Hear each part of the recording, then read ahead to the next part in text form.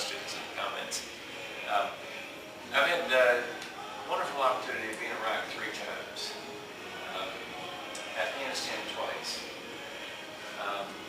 The hardest thing about being in Iraq, I've found, is leaving, because there's such impressive people there. Not the Iraqis, you understand. They're okay. But just okay. But the Americans are amazing that are there, and so it really is neat to be there and to be around people that have volunteered to do this, that are there with such incredible enthusiasm for what we're trying to do. And it really has been neat to be there 3 times. I was just in Afghanistan for the 2nd trip recently, in August last month. Mark Sanford, Lindsey Graham, and Henry Brown, 1st District Member of Congress down in Charleston. And I went to see some of our 1,800 National Guardsmen and women that are in Afghanistan. That's a lot of folks from South Carolina in Afghanistan. And we're getting ready to go on this helicopter from Kabul to Kandahar province. And we got out of the helicopter and strapping in, and I noticed that there was one headset that wasn't being used. And because of those previous experiences, I knew that maybe that thing might be available. Nobody else was asking for it, so I tapped the gunner and pointed to the headset. Well, he was very kind to go through all kinds of pulling out gear and things to plug it in, right? And so what it gave me was an opportunity for 30 minutes to Kandahar and 30 minutes back to talk with the 2 pilots and the 2 gunners. And coming back was the best part of the conversation. One of the gunners asked me, what do they think about us at home? And it wasn't hard for me to answer. I said very quickly, I said, they think you're awesome. Then I said some things about, volunteers and how incredible it is, the same things that I just said here. And then I said, because I could tell there's more of a question behind that, I said, now, there are some people with questions for the president and for people like me with voting cards as to what the end game is here.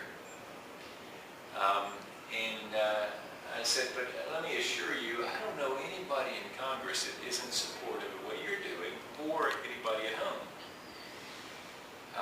And it is interesting to have seen that, to have seen trips into Iraq, generally bipartisan. The first one I went with Jeanette was just Republicans, but generally they're bipartisan trips.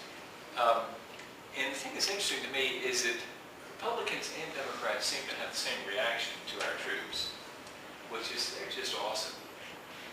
And so the 3rd time in Iraq, I went with Peter Welch from Vermont. He said he wouldn't mind me saying if he were here that he's a liberal Democrat. That wouldn't hurt his feelings. That's a blue state, and the bluer the better as far as he is concerned. I mean, it is a liberal place. This is the guy, he replaced Bernie Sanders, who's the only socialist in Congress.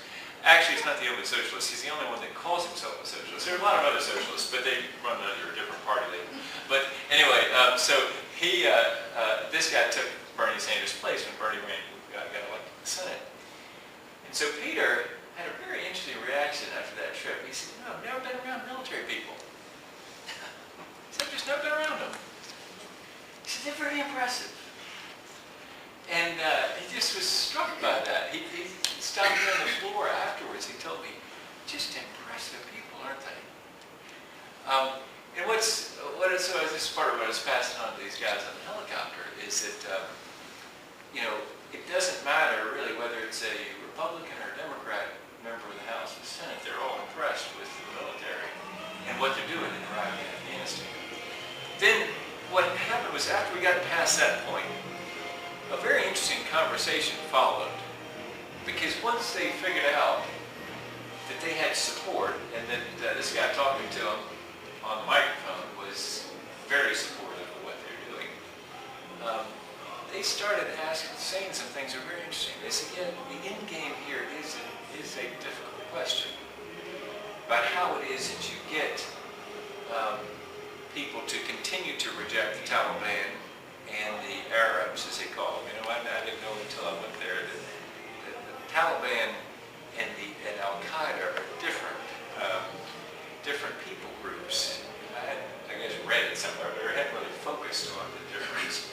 And so they call them either Taliban or the Arabs, meaning the Al-Qaeda types. And the question is whether the people there are going to want to continue to reject them and to embrace freedom and pluralism. And so we had a great conversation on the headset about just how do you get people to do that. And it's interesting to hear from them. These are people serving, actually these were not South Carolinians, these were people from Fort Benning who were there. That's where you were raw.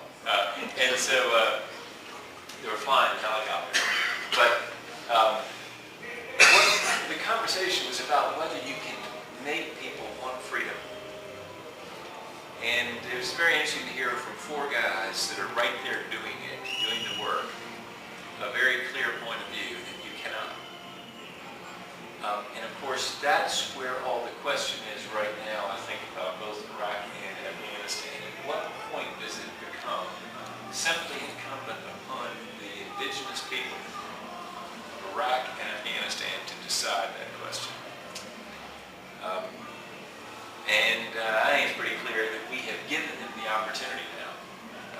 My view of Iraq is that there's sort of three time periods. Our involvement there spans three time periods. The first, we thought there was a madman with weapons of mass destruction. And when I say we, it was all of us we's. I mean, it was Republicans, it was Democrats, it was House, it was Senate, it was the executive branch, it was Bill Clinton, it was Hillary Clinton, it was George Bush, it was everybody thought they had them, they had a desire to use them, and a history of using weapons of mass destruction against his own people. And so therefore we perceived ourselves threatened. We took action. I wasn't there at the time. Had I been there, I would have voted for it because it seemed indicated by the intelligence. We went there, we took out that regime, and by golly, the American military did exactly what we asked them to do. Phase one, success. Then came phase two. We didn't anticipate it. And there were some mistakes about taking control of the country at that point.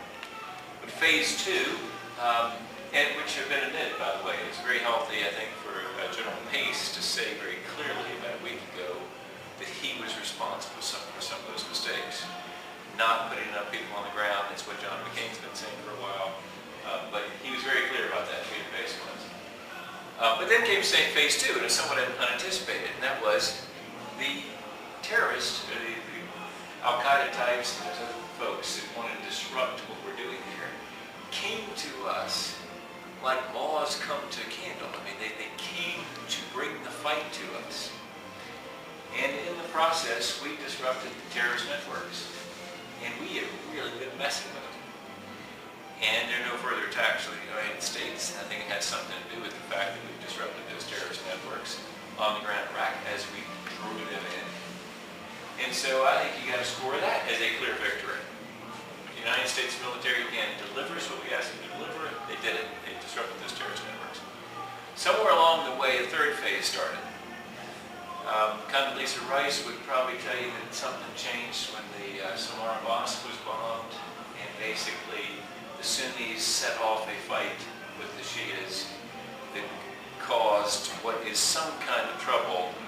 Some people declare it to be a civil war. Other people would resist that nomenclature, but basically it's the idea that the Shias and the Sunnis can't get along.